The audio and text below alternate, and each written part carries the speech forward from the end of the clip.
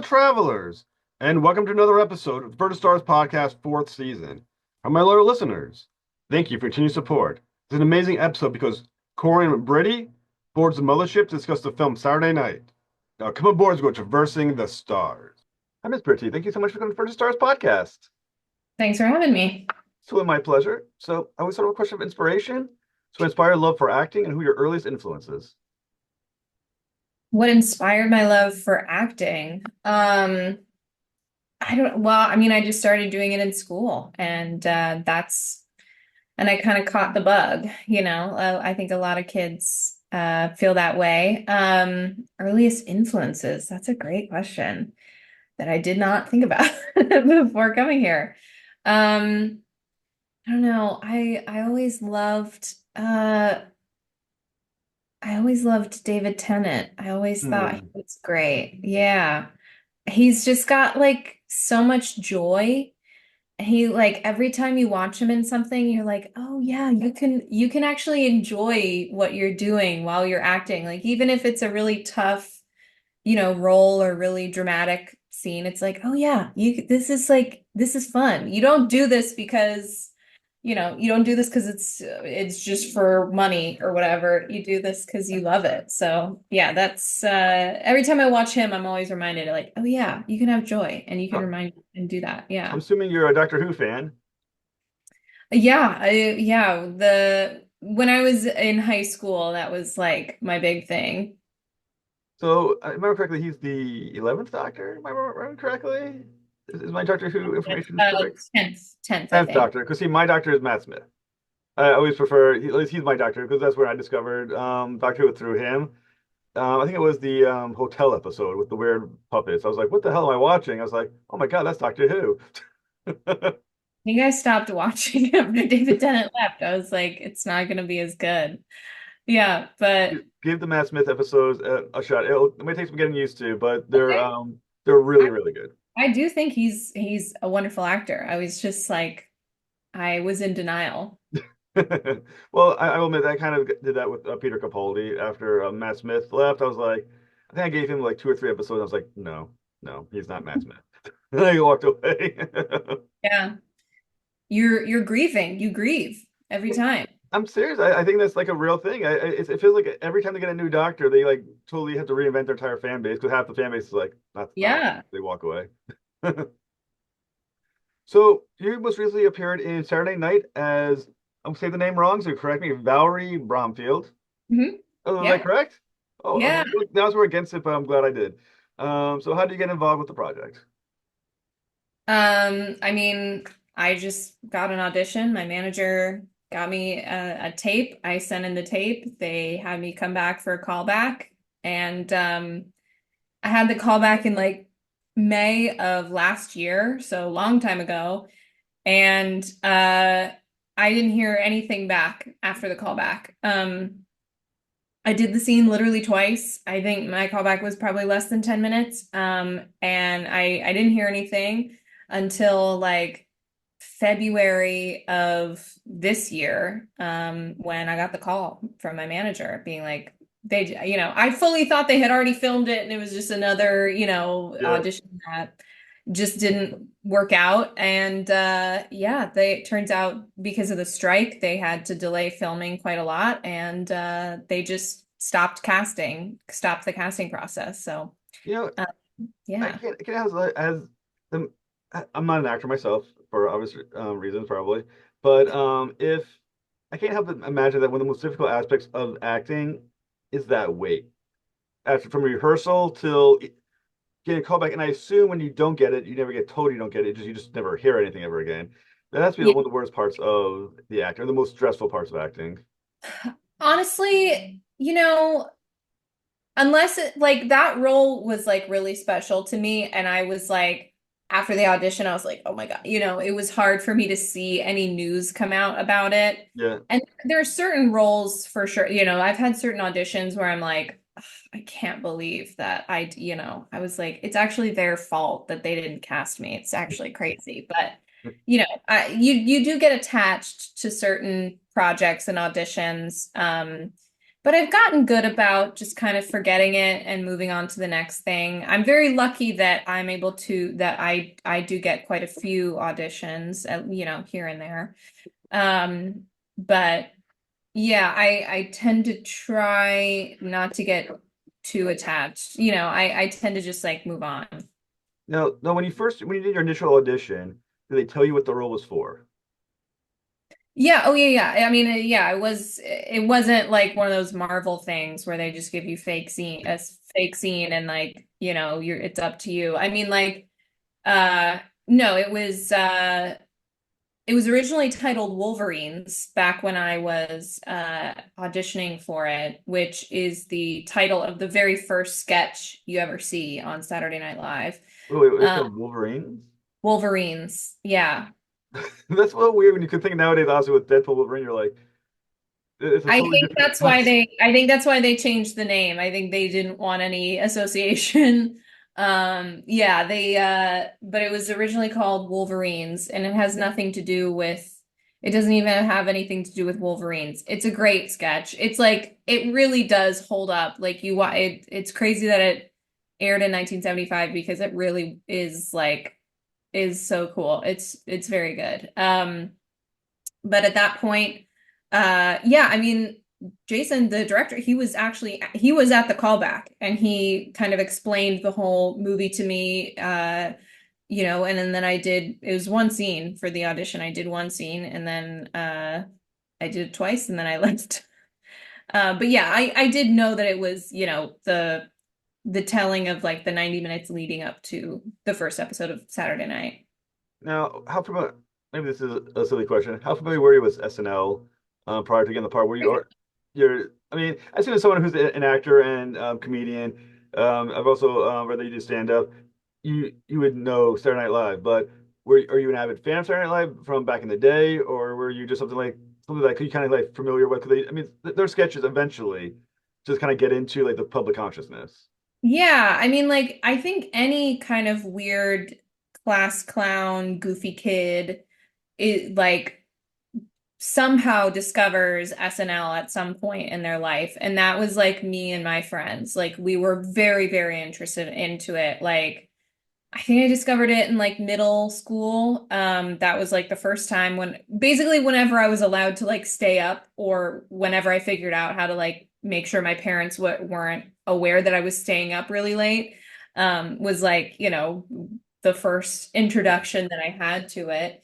And it's like it's so different, or at least it was so different from anything that I had seen up until that point. And it was like, it was like you would watch it over the weekend and then that Monday you would come back and like quote all of your favorite sketches to your friends. Hmm. I think that still very much holds true today. It airs and then you watch it on your phone. You watch all your favorite sketches on your phone, with your friends the next Monday at school. Yeah. And so I had been a pretty big fan of it up until that point. Actually, speaking of early influences, Kristen Wiig was like Hmm.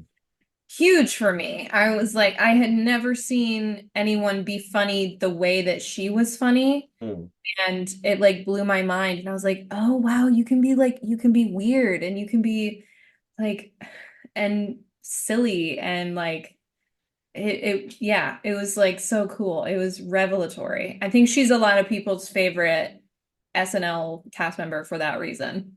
Now, for I kind of think that SNL maybe it's a bad analogy. Well, I'm gonna throw it out there anyway. SNL is a lot like Doctor Who, where your first doctor is your favorite doctor, like your first cast is your favorite cast. Was that how it was with you? And who's your cast? Yeah, I mean, I think that's a good analogy to make. Yeah, it's like the cast that you discovered when you were a kid is like your first SNL cast. I think that's true for me as well. Yeah, when I was a kid, I think it's like mainly nostalgia, Yeah. you know.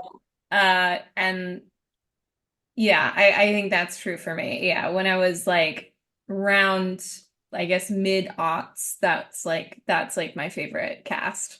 See, for me, because I'm old, my I remember going back to when Wayne's World was first the thing with Michael Myers. Yeah. Dana Carvey. And that for me that dates me. But kind of like where I think I first discovered SNL was right around Yeah. that Wayne's World film kind of. I think it was what the early '90s, late '80s kind of.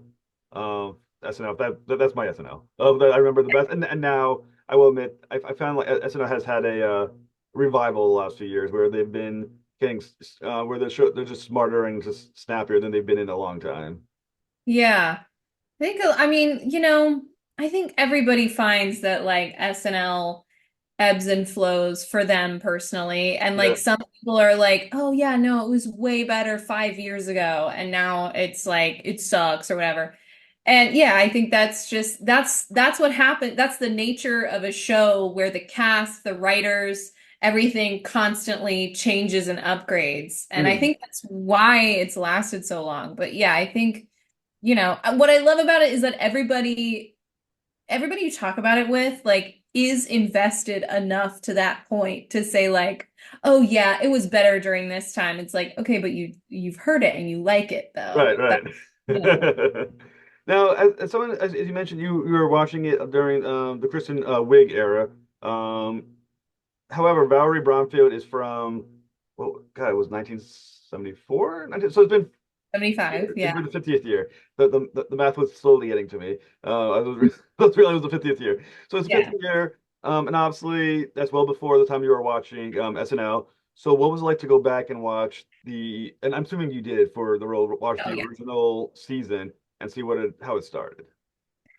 Yeah, it's wild. It's changed so much. It's crazy. Like going back and seeing like a lot of the humor is very dated obviously, but I was really surprised at how many sketches like really held up. It's not a lot, but it there are, I was totally ready to kind of write off most of it as like, yeah, whatever, it's like mid 70s humor.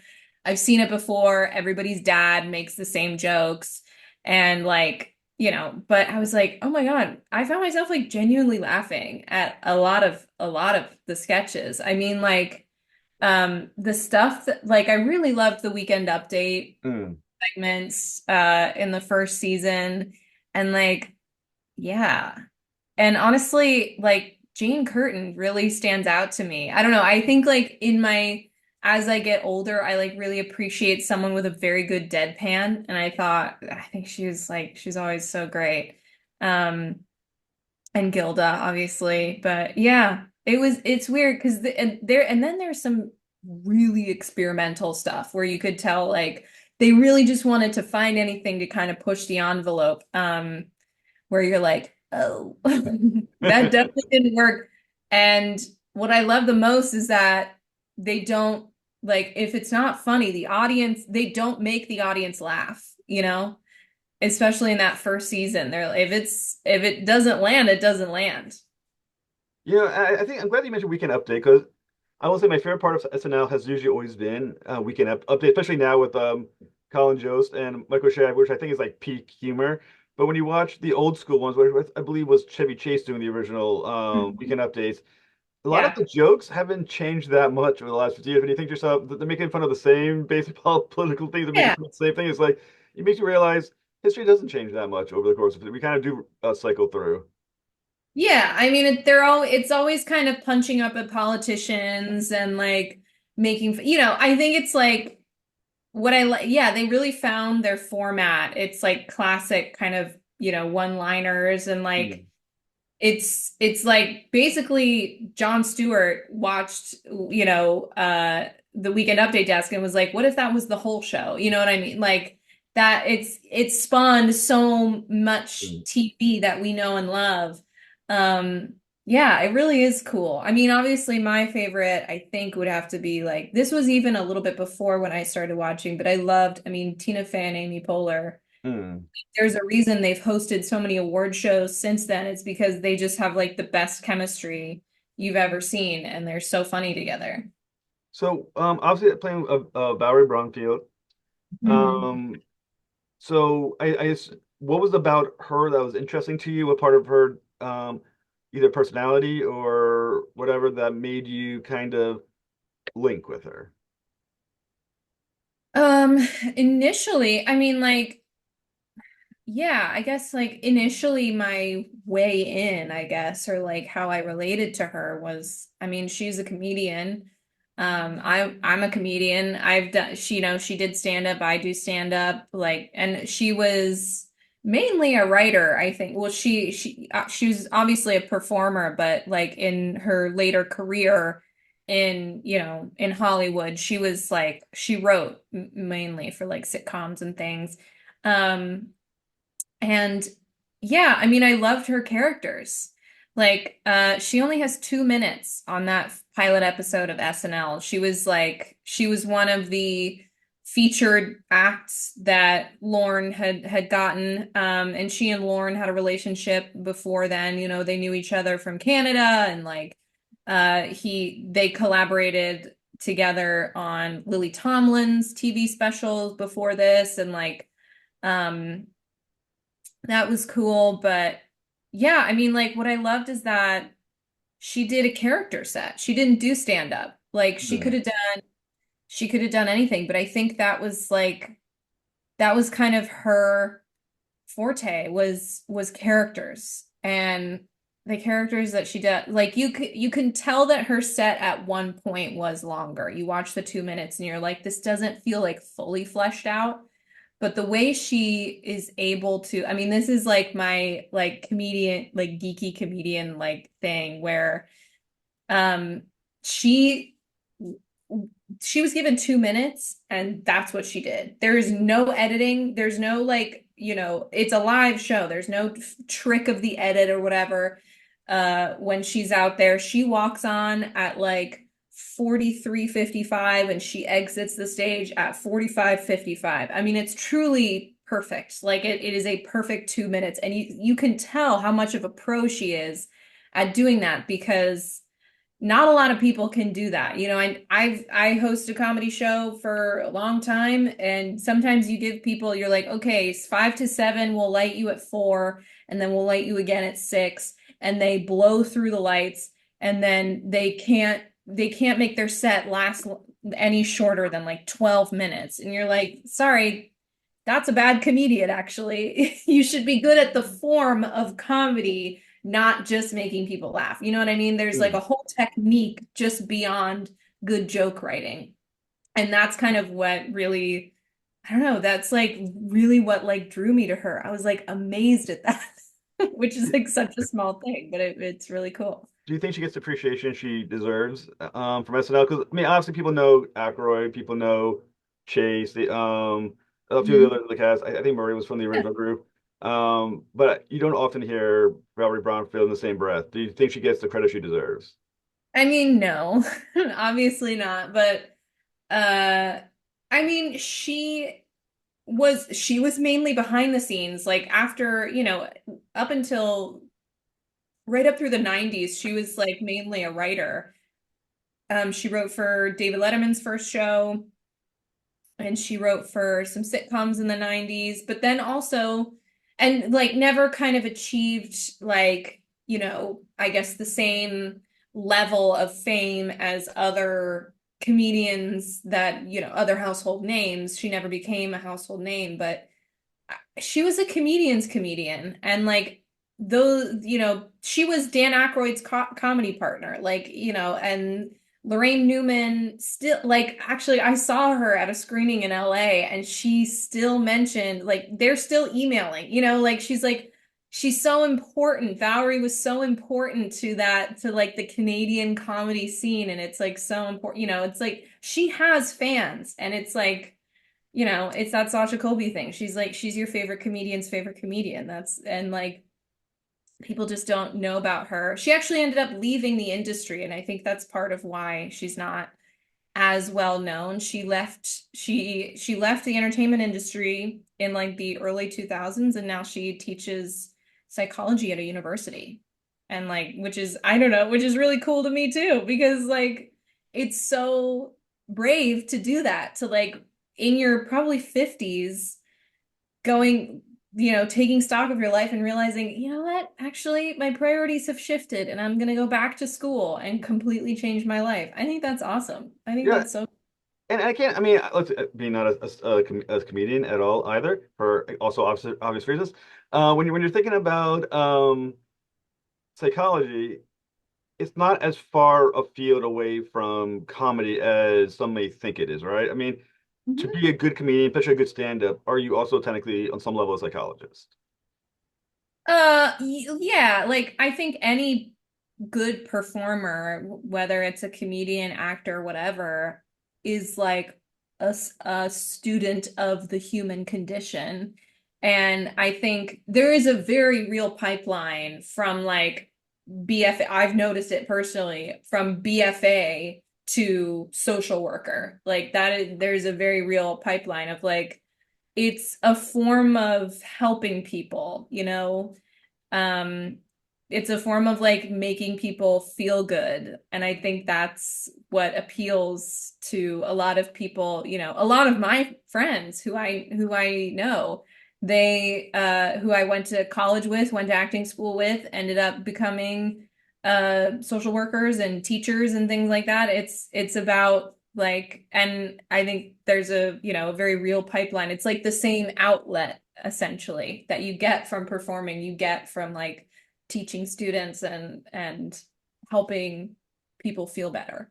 Mm. So when you're preparing to be Valri Brumfield, are Mhm. you studying her as a performer? Are you studying her as the real version of, her when she's offset? Were they the same person in your opinion, and how she was when she was part on SNL versus how she might have been in her outside SNL life?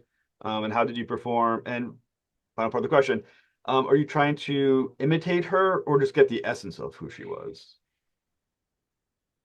There's like, I don't know, there's like it's like yes and no to all of the above. Like, um, I mean, in the movie itself, like in the scenes that I am in, you don't ever get to see her perform her set.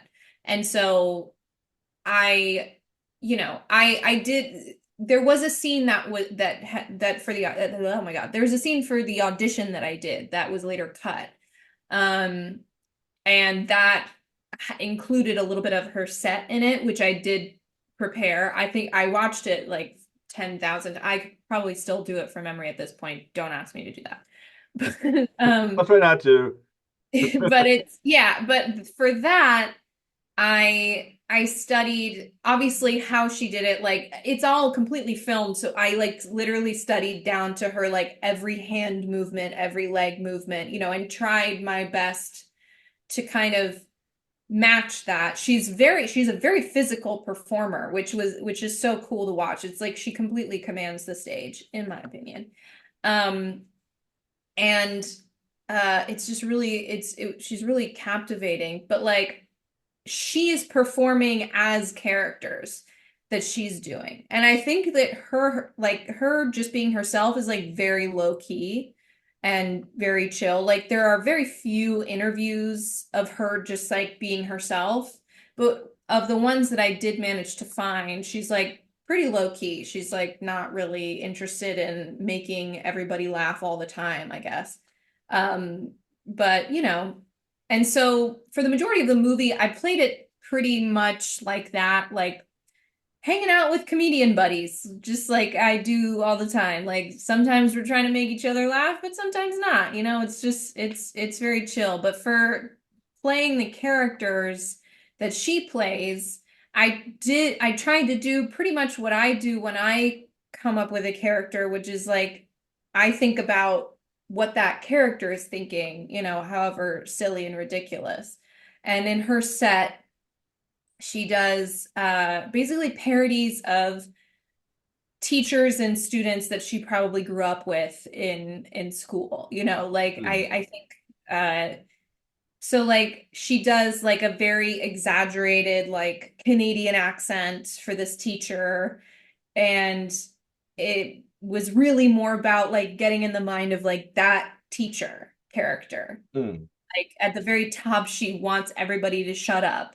And so it was just about like wanting everybody to shut up, not trying to do an imitation.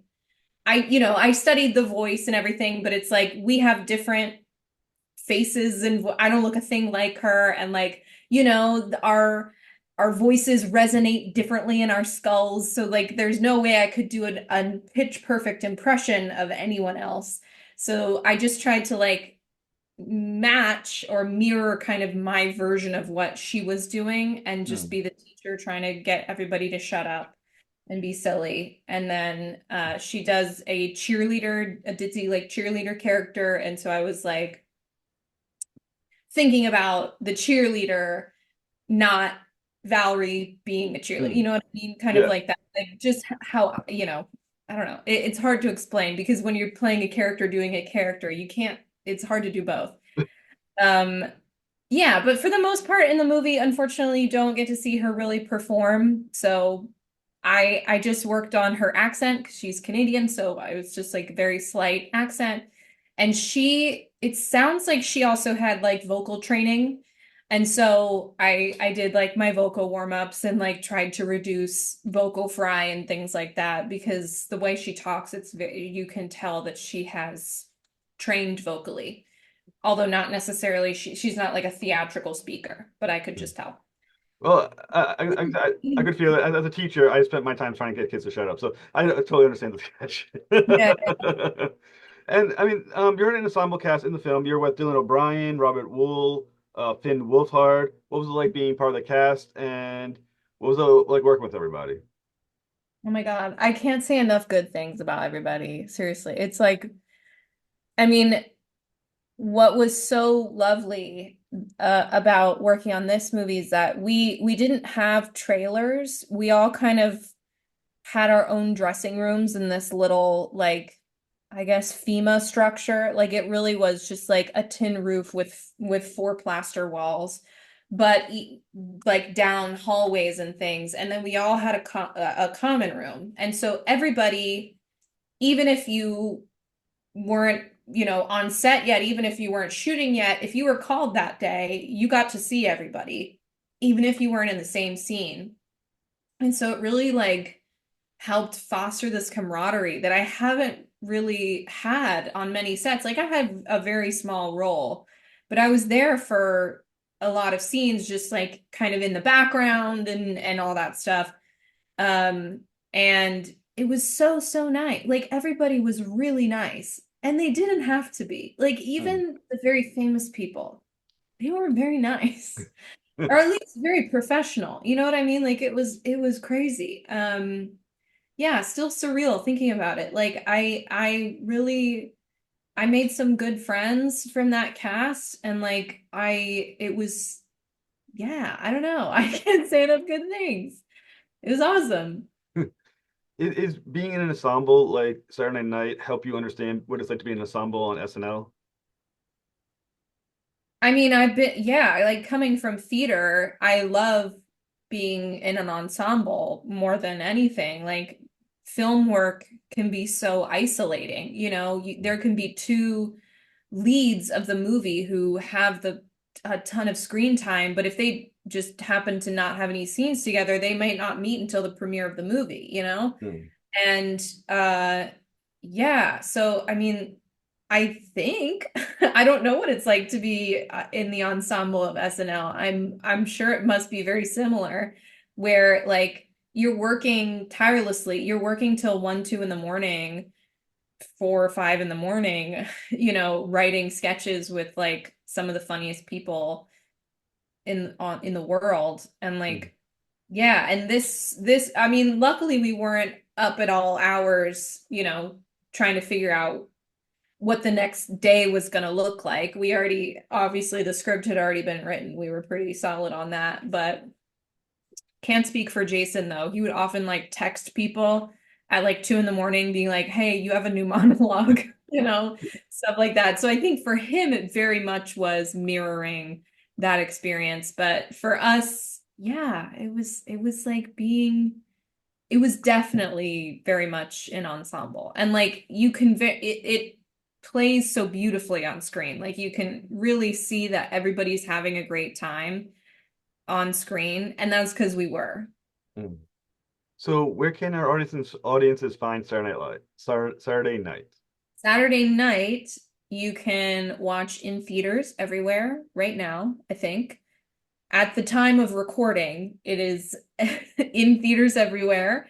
Just check your local listings. I don't know when it'll be on streaming, but probably in the next month or so, maybe, depending on how well the release does. But it's really a movie that you should see in a theater. It's like there's some movies that are like very, I don't know, intimate and introspective, and like those you can watch at home. But like this movie really needs to be seen with like a group of people. I think that's the best way to see it. Like you're in the audience at SNL. And then SNL you can watch um on NBC. So what's next for you? Next, great question. I don't know. I'm I'm just kind of auditioning around. Same, that's the reality. I'm a working actor, I'm not famous yet like these shiny people in the main cast, but yeah, I'm just kind of always looking for the next gig. So when it's time for your next show, please come back and talk about it, Miss Britti. It was an absolute honor to speak with you. Great, thank you. Have a very good night. You too. Thanks for listening to another episode of the Bird Stars podcast. Please like and subscribe. Turn for the next episode when Steve Orlando boards the mothership, discuss Conquest 2099 and the scale trade. To your next voyage, travel on.